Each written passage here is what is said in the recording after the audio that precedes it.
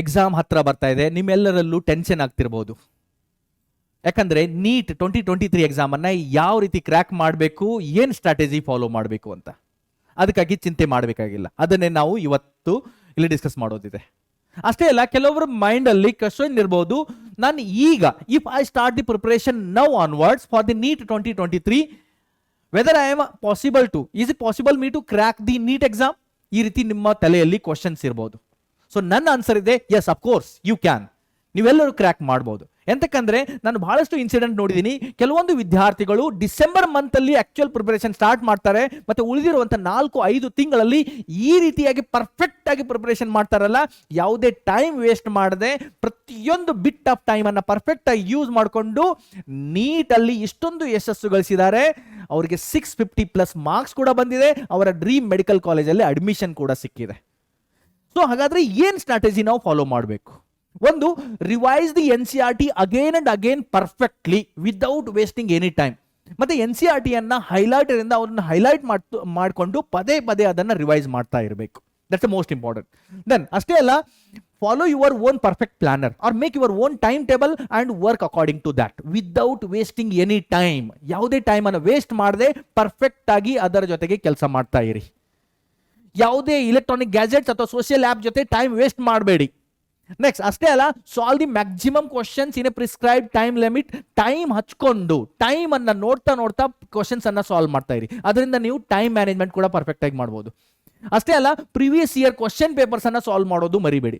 Previous year question papers ಅನ್ನ solve ಮಾಡುವಾಗ within 3 hours ಅಲ್ಲಿ ಟೈಮ್ ಹಚ್ಕೊಂಡು ಕ್ವಶನ್ಸ್ ಅನ್ನ ಸಾಲ್ವ್ ಮಾಡಿ. ಅದರಿಂದ ನೀವು ಟೈಮ್ ಮ್ಯಾನೇಜ್ಮೆಂಟ್ ಹೆಂಗ್ ಮಾಡೋದು ಕಲಿತೀರಾ. ಅಷ್ಟೇ ಅಲ್ಲ, PYQ ಕ್ವಶನ್ ಸಾಲ್ವ್ ಮಾಡುವಾಗ OMR ಸೀಟ್ ಅನ್ನ ಪ್ರಾಕ್ಟೀಸ್ ಮಾಡ್ತಾ ಇರಿ. OMR ಸೀಟ್ ಪ್ರಿಂಟ್ ತಗೊಳ್ಳಿ. OMR ಬಬ್ಲಿಂಗ್ ಫಿಲ್ಮ್ ಹೆಂಗ್ ಮಾಡೋದು ಅದನ್ನ ಸ್ವಲ್ಪ ಪ್ರಾಕ್ಟೀಸ್ ಮಾಡ್ತಾ ಇರಿ. ಅದು ಕೂಡ ನಿಮಗೆ ಹೆಲ್ಪ್ ಆಗುತ್ತೆ. ಸೊ ನೆಕ್ಸ್ಟ್ ಕ್ವಶನ್ ಬರ್ತೀಗ, ನೀಟ್ ಕ್ವಶನ್ ಪೇಪರ್ ಪ್ಯಾಟರ್ನ್ ಹೆಂಗಿರುತ್ತೆ? ಸೊ ನೀಟ್ ಕ್ವಶನ್ ಪೇಪರ್ ನೋಡಿದ್ರೆ ಅದರಲ್ಲಿ 4 ಸಬ್ಜೆಕ್ಟ್ ಇಂದ ಕ್ವಶನ್ಸ್ ಅನ್ನ ಕವರ್ ಮಾಡ್ತಾರೆ. Physics, chemistry, botany and zoology. Total maximum marks 720 marks ಇರುತ್ತೆ. Each correct question carries 4 marks. ಮತ್ತೆ ಅದರಲ್ಲಿ ನೆಗೆಟಿವ್ ಮಾರ್ಕಿಂಗ್ ಸಿಸ್ಟಮ್ ಕೂಡ ಇದೆ. ಪ್ರತಿ ರಾಂಗ್ ಆನ್ಸರ್ಗೆ 1 ಮಾರ್ಕ್ಸ್ ಡಿಡಕ್ಟ್ ಆಗ್ತಾ ಇರುತ್ತೆ. ಅದರ ಮೇಲೆ ಕೂಡ ನಿಮ್ಮ ಗಮನ ಇರಲಿ ಪರ್ಫೆಕ್ಟ್ ಆಗಿ. ಸುಮ್ಮನೆ ನೆಗೆಟಿವ್ ಮಾರ್ಕಿಂಗ್ ಮಾಡ್ತಾ ಹೋಗಬೇಡಿ. ಸೊ ಇದು 4 ಸಬ್ಜೆಕ್ಟ್ ಇರುತ್ತಲ್ಲ, physics, chemistry, botany and zoology ಇದೆಯಲ್ಲ, ಪ್ರತಿಯೊಂದು ಸಬ್ಜೆಕ್ಟ್ ಅಲ್ಲಿ 2 ಸೆಕ್ಷನ್ ಇರುತ್ತೆ ಕ್ವಶನ್ ಪೇಪರ್ ಅಲ್ಲಿ. Section A and section B. Section A ದಲ್ಲಿ ಟೋಟಲ್ 35 ಕ್ವಶನ್ಸ್ ಗಳಿರುತ್ತೆ. ಮತ್ತೆ ಎಲ್ಲ ಕ್ವಶನ್ಸ್ ಗಳು ಮ್ಯಾಂಡೇಟರಿ. ಸೆಕ್ಷನ್ ಬಿ ಅಲ್ಲಿ 15 ಕ್ವಶನ್ ಇರುತ್ತೆ. And out of 15 questions you have to select only 10 questions. You have to attend only 10 questions. And same pattern ನಿಮಗೆ chemistry, botany, ಜುವಾಲಜಿಗೂ ಕೂಡ follow ಆಗ್ತಾ ಇರುತ್ತೆ. ಸೊ ಯಾವ ತರಹದ ಕ್ವಶನ್ಸ್ಗಳು ಕೇಳ್ತಾರೆ ನೀಟ್ ಎಕ್ಸಾಮ್ ಅಲ್ಲಿ? ಮೋಸ್ಟ್ಲಿ ಡೈರೆಕ್ಟ್ ಕಾನ್ಸೆಪ್ಚುಯಲ್ ಕ್ವಶನ್ಸ್ ಹೆಚ್ಚಿಗೆ ಇರುತ್ತೆ. ಅದರ ಜೊತೆಗೆ ಸ್ಟೇಟ್ಮೆಂಟ್ ಟೈಪ್ ಆಫ್ ಕ್ವಶನ್ಸ್ ಕೂಡ ಕೇಳ್ತಾರೆ. Complete the statement or fill in the blank type of questions ಗಳನ್ನು ಕೂಡ ಕೇಳ್ತಾರೆ. Match the following type of questions ಕೇಳ್ತಾರೆ. Then very simple numerical type of questions ಗಳನ್ನು ಕೂಡ ಬಯಾಲಜಿಯಲ್ಲಿ ಕೇಳ್ತಿರ್ತಾರೆ. ಅಷ್ಟೇ ಅಲ್ಲ, assertion and reason type of questions ಗಳು ಕೂಡ ಕೇಳ್ತಿರ್ತಾರೆ. ಸೊ ಇಲ್ಲಿ ಒಂದು ಗ್ರಾಫಿಕಲ್ ಡೇಟಾ ನಿಮ್ಮ ಮುಂದೆ ನಾನು ಪ್ರೆಸೆಂಟ್ ಮಾಡ್ತಾ ಇದ್ದೀನಿ. ಏನಿದು? Chapter wise distribution of questions asked in NEET or AIPMT 10 year last 10 year question papers, biology 11th standard. So last 10 ವರ್ಷದ ಕ್ವಶನ್ ಪೇಪರ್ಸ್ ಗಳನ್ನ ನೀವು ನೋಡಿದ್ದೆ ಆದ್ರೆ chapter wise distribution of questions ಹೆಂಗಾಗಿರುತ್ತೆ ನೋಡಿ. ಅದರಲ್ಲಿ ಹೆಚ್ಚಿಗೆ ಕ್ವಶನ್ಸ್ biological classification, then animal kingdom, then morphology of flowering plants and cell the unit of life chapter ಇಂದ ಕೇಳಿದ್ದಾರೆ. ಅದರ್ವೈಸ್ ಚಾಪ್ಟರ್ ವೈಸ್ ಡಿಸ್ಟ್ರಿಬ್ಯೂಷನ್ ನೀವು ನೋಡ್ತಾ ಹೋದ್ರೆ ಲಿವಿಂಗ್ ವರ್ಲ್ಡ್ ಇಂದ 10 ಕ್ವಶನ್ಸ್ ಕೇಳಿದ್ದಾರೆ ಇನ್ನು 10 ವರ್ಷದ ಕ್ವಶನ್ ಪೇಪರ್ಗಳಲ್ಲಿ. ಅಂದ್ರೆ ಪ್ರತಿ ವರ್ಷ ಆನ್ ಅನ್ ಎವರೇಜ್ 1 ಕ್ವಶನ್ಸ್ ಕೇಳ್ತಾರೆ ಫ್ರಮ್ ದಿ ಲಿವಿಂಗ್ ವರ್ಲ್ಡ್ ಅಲ್ಲಿ.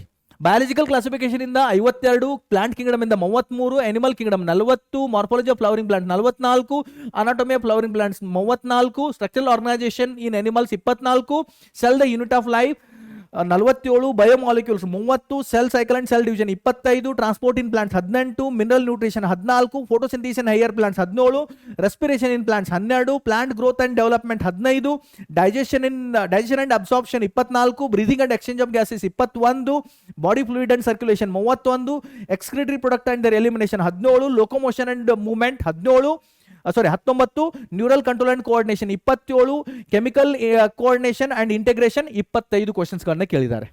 ಅಷ್ಟೇ ಅಲ್ಲ, ಈ ಡೇಟಾ ಕೂಡ ನೋಡಿ.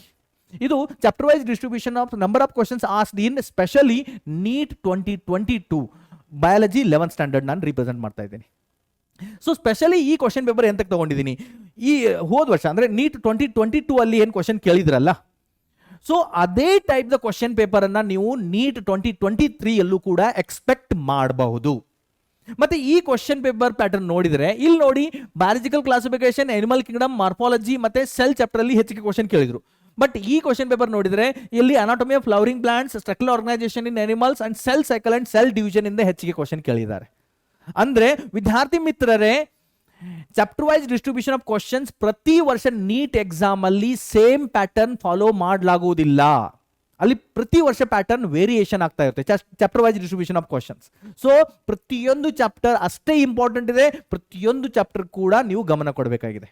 ಮತ್ತೆ ಇಲ್ಲೂ ಕೂಡ ಚಾಪ್ಟರ್ ವೈಸ್ ಡಿಸ್ಟ್ರಿಬ್ಯೂಷನ್ ನೋಡೋದಾದ್ರೆ ಲಿವಿಂಗ್ ವರ್ಲ್ಡ್ ಇಂದ 1 ಕ್ವಶನ್, ಬಯಾಲಜಿಕಲ್ ಕ್ಲಾಸಿಫಿಕೇಶನ್ ಇಂದ 2 ಕ್ವಶನ್, ಪ್ಲಾಂಟ್ ಕಿಂಗ್ಡಮ್ ಇಂದ 3, animal kingdom 3, morphology of flowering plants 3, then anatomy of flowering plants 5, structural organisation in animals 4, cell the unit of life 2, biomolecules ಅಲ್ಲಿ 3, then cell cycle and cell division 4, transport in plants 3, mineral nutrition 2, photosynthesis 1, respiration 3, plant growth and development 2, digestion 2, breathing and exchange of gases 2, body fluid and circulation 2, excretion 1, ಲೊಕೊಮೋಷನ್ and movement 2, neural control and coordination 1 and chemical coordination and integration ಇಂದ 1 questions ಅನ್ನ ಕೇಳಿದ್ದಾರೆ.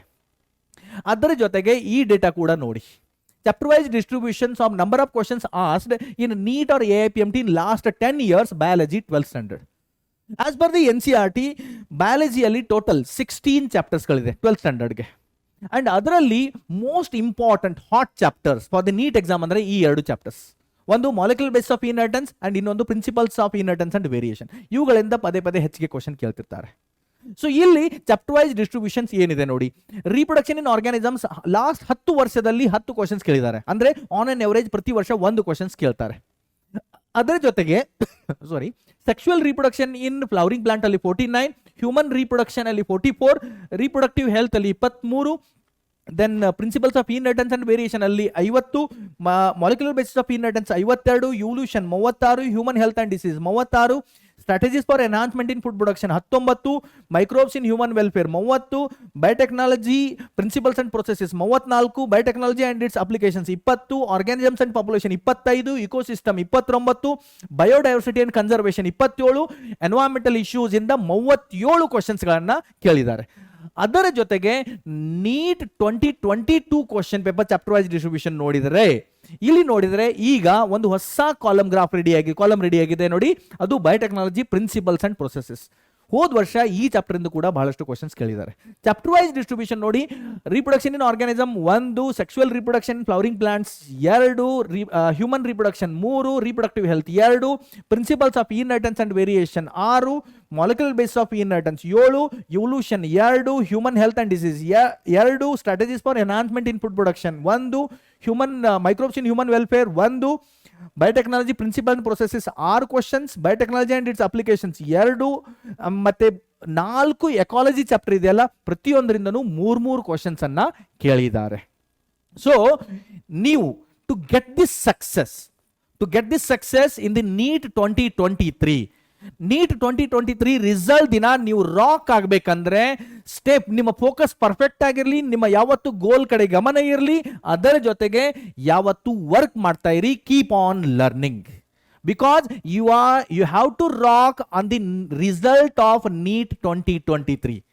R you ready to rock with me? Are you ready to wear the crown of success? Upcoming ಬರುವ ವರ್ಷಗಳಲ್ಲಿ ನಿಮ್ಮ ಕೊರಳಲ್ಲಿ stethoscope ಹಾಕೊಂಡು ತಿರುಗಾಡ್ಲಿಕ್ಕೆ ಇಷ್ಟಪಡ್ತೀರಾ? So ಅದಕ್ಕಾಗಿ ನಿಮ್ಮ ಗೋಲ್ ಕಡೆ ಗಮನ ಇರಲಿ, ವರ್ಕ್ ಮಾಡ್ತಾ ಇರಿ. Are you ready to rock like anything like this? Yo